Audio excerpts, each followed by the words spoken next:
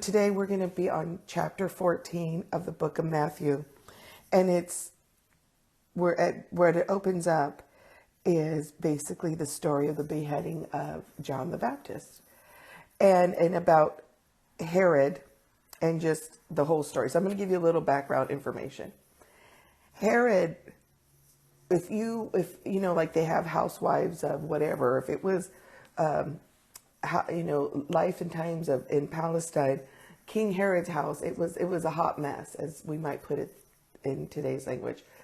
He married his brother's ex-wife, which in Jewish tradition was a no-no, and even society today is kind of odd.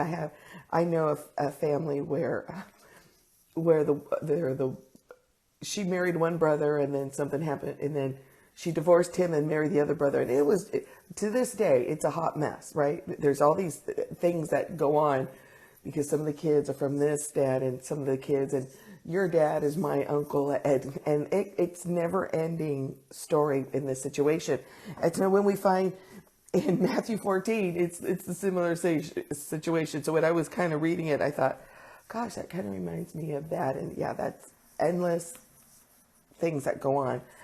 But we're going, so I'm going to start reading from Matthew 14. It said, at the time Herod of Tetrach heard the report about Jesus, and he said to his servants, this is John the Baptist. He is risen from the dead, and therefore these powers are at work in him. For Herod had laid hold of John and bound him and put him in prison for the sake of Herodias, his brother's wife.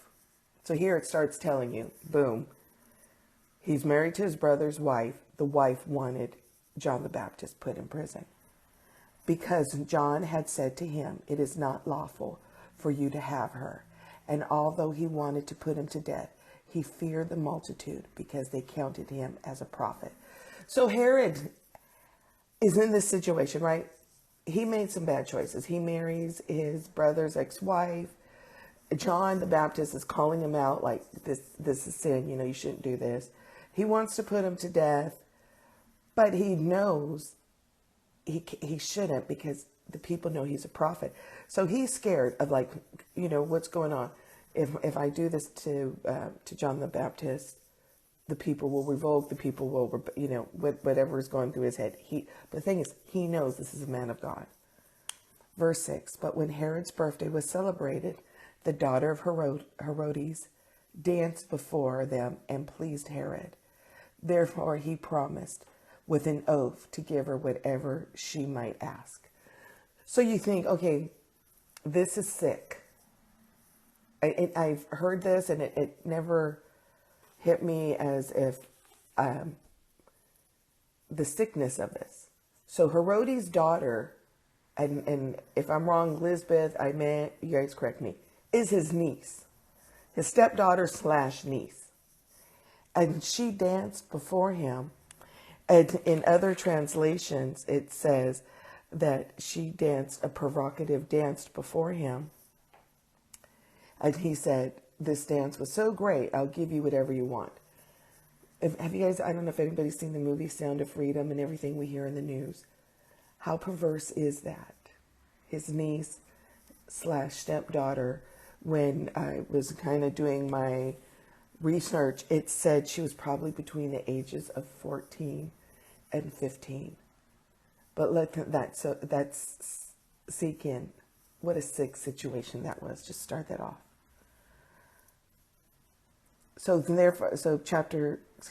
We're in Matthew 14, verse 7. Therefore he promised with an oath to give her whatever she might ask.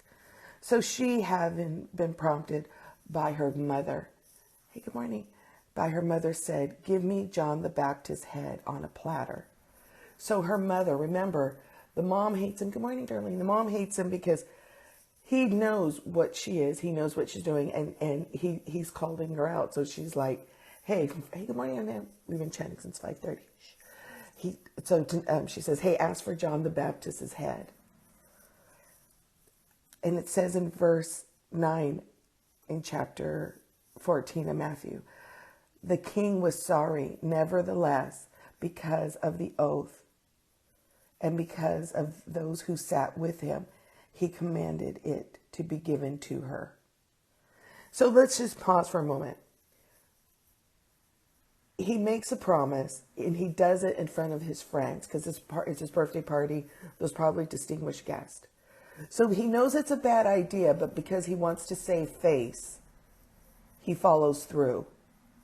Let's just pause.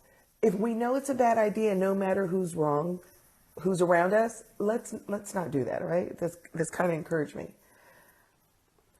So verse 10, so he sent and had John beheaded in prison, and the head was brought to him on a platter and given to the girl as she brought it to her mother. And then his disciples came, talking about John the Baptist's disciples.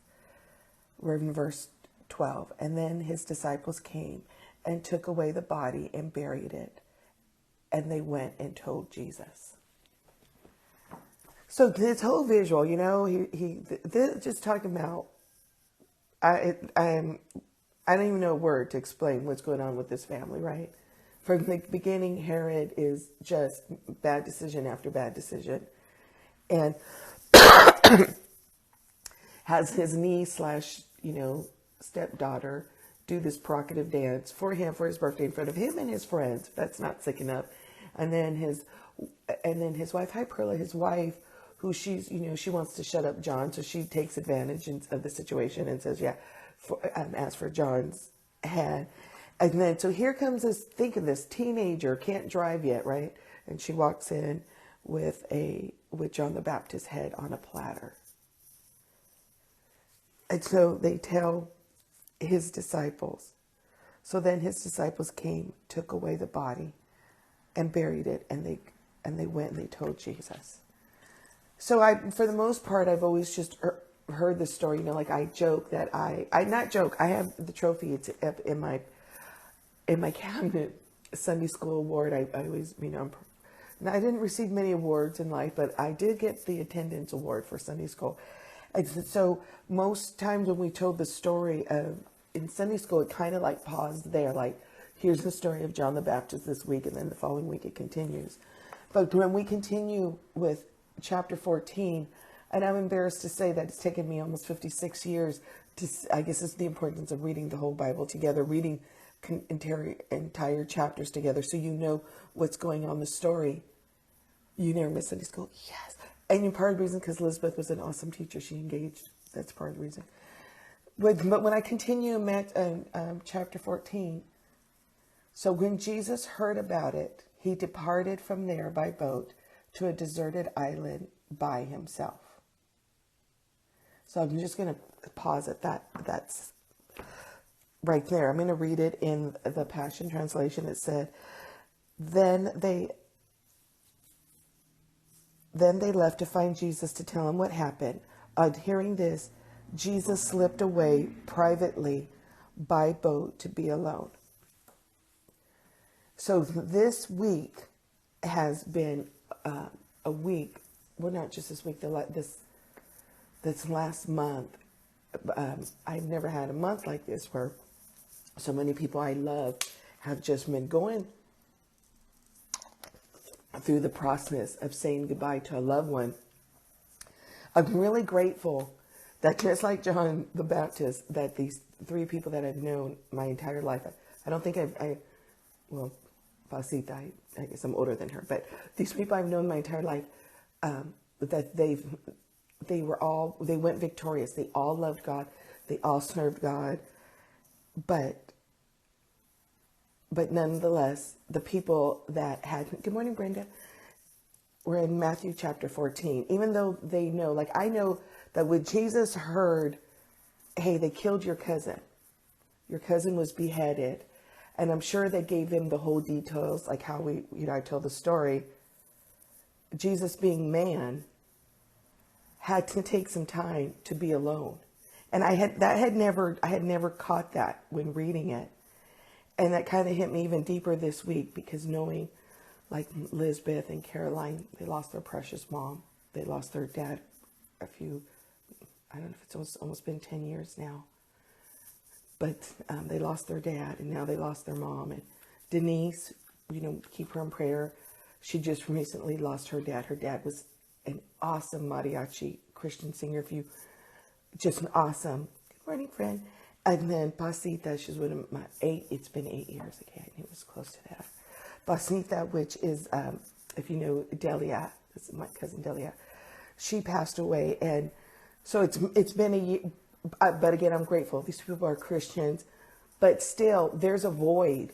And I know that Jesus knew that when he heard about what happened to his cousin, and I'm not taking it up like, oh, it was John the Baptist of this. No, let's just bring it back. Let's make it that we can relate. He lost his cousin, and how he lost his cousin. That he had to take a moment just to have a private moment. You know, I wonder when Jesus went to have his little private moment, and you know, people were, wherever Jesus was, there was a crowd. So he gets on a boat, right? He slipped away, and he gets on a boat. And I don't know how long his private moment was. It wasn't long. And I was thinking, like, I wonder what Jesus was thinking about during his private moment. You know, was he thinking about the times that him and his cousin were playing, you know, playing catch? Was he thinking about Herod? It's something that that connected the dots for me when I was at this conference. So Herod was Herod, and I practiced saying his name, Herod the Antipas, if I say that right. Well, Herod the Antipas was the son of Herod the Great. Irritates me they call it the Great. But who his father was King Herod that ruled all the babies. If we go back to the birth of Christ, and when Mary and Joseph had to flee and had Jesus in another city, is because Herod had ruled, I believe, that all the male babies under 3 to be killed, slaughtered. So you think Jesus had a lot of history with the Herod family. We want to put it in plain terms. And so I don't know if he was just thinking how much pain this family has brought to him. I don't know if he was thinking about, you know, his cousin. And something that could draw to my mind is can you imagine if you were in this community and everyone your age was murdered? I grew up with Aime, Sandy Zaragoza, you know, Nigro, Lizzie, Lisa Gonzalez. Caroline. I can be here all day listing some people that you may recognize. Can you imagine Jesus? His peers were ordered death. So it kind of dawned on me, like thinking, well, like I wonder there was no boys at Jesus' age that he grew up with, you know, or what was going on with that, you know? And so, nevertheless, Jesus slips away, and he needed some quiet time because he lost his cousin.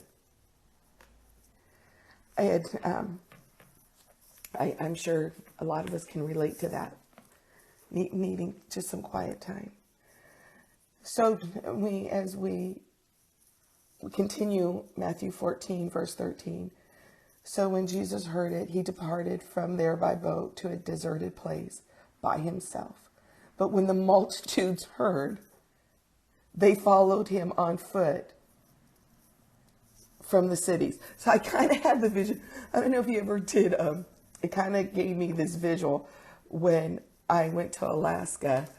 If you take a cruise ship to Alaska, you get to see land. It's kind of neat. So if you're scared to go on a cruise, but you want to go on a cruise, but you don't want to be total deserted, go to the Alaskan cruise, because for the most part, you can still see land. And it says that people are following. So I kind of had that visual of like, here I'm on the cruise ship and there's people running like, hey, Jesus, you know, hey, you know, they're so excited. They're excited to see him. And so they followed him on foot from the city. And when Jesus went out, he saw a great multitude, and he was moved with compassion for them, and he healed their sick. So, you know, I always heard this part. It goes, Jesus healed the sick, and we're going to go, you know, he walks on water, and there's a lot of cool things that start happening in chapter 14, but I had never really put it together where he loses his cousin, he takes a private moment, and what he does, he goes straight into, he had compassion. He didn't dwell. I mean, I don't know. I don't know. Of course, I don't know the thoughts of God. His ways are higher than mine. But he didn't take a moment to be bitter. He didn't say, this Herod family has just been messing with me since day one. They've been messing with my families, messing with my friends. Now he takes my cousin. Hey, good morning, Diana. I'm going to need to take a pause from ministry and just sit. No, Jesus took a brief pause, and he gets back to what he was called to do. He was moved with compassion, and he heals their sick. And when it was evening, the disciples came to him, saying, this is a deserted place, and the hour is already late. Send the multitudes away. I mean, I can't believe how many times we're going into the story with the fish and the loaves of bread. I've heard this story so many times, and it just barely dawned on me. This is happening right after he lost his cousin, John the Baptist. But Jesus said to them, they do not need to go away. You give them something to eat. And they said to him, we only have 5 loaves and 2 fish. And he said, bring them to me. And he commanded the multitudes to sit down on the grass. And he took the 5 loaves and the 2 fish. And looking up to the heavens, he blessed and he broke. And he gave the loaves to the disciples, and the disciples gave it to the multitudes. So they all ate, all were filled. And they took up 12 baskets full of the fragments that remained. Now those who had eaten were about 5,000, besides women and men. Then we go on to Matthew chapter 14, verse 22. Immediately Jesus made his disciples get into the boat. So they get back into the boat. Remember the boat that Jesus took off in? Pretty sure it was the same boat. He had the disciples get into the boat and go before him to the other side. And while he sent the multitudes away, and when he sent the multitudes away, he went up on the mountain by himself to pray. And when evening came, he was alone there, but the boat was now in the middle of the sea. So again, now this is the second time in this moment. He goes away for a moment to pray when he hears his cousin had been beheaded. And now after this great miracle, healing, he takes another moment to go on the mountain and to pray. And now the boat's in the middle of the sea, tossed by the waves, for the wind was contrary. And now, in the 4th watch of the night, Jesus went to them, walking on the sea. And when the disciples saw him walking on the sea, they were troubled, saying, is it a ghost? And they cried out for fear. So now we go straight to Jesus walking on the water. But immediately Jesus spoke to them and said, be of good cheer. It is I. Do not be afraid. And then Peter said to him, Lord, if it's you, command me to come to you on the water. And so he said, come. And while Peter had come down out of the boat, he walked on the water to go to Jesus. But when he saw the wind was boisterous, he was afraid and was beginning to sink, and cried out, Lord, save me. And immediately Jesus stretched out his hand, caught up, and said to him, O ye of little faith, why you doubt? And when he got into the boat, the wind ceased. Then those who were in the boat came up and worshipped him. Truly, you are the Son of God. And then we go to one of my favorite, we hear this, the last story. Good morning, Sally's. We're to Matthew 14, verse 34. And it said, and when they crossed over, they came to the land of Gennesaret. I could be saying that wrong. And when the men of that place recognized him, they set out into all the surrounding region and brought to him all who were sick. And they begged him that he might only touch the hem of his garment. And many as touched it were made perfectly well. All right, so that's the end of chapter 14.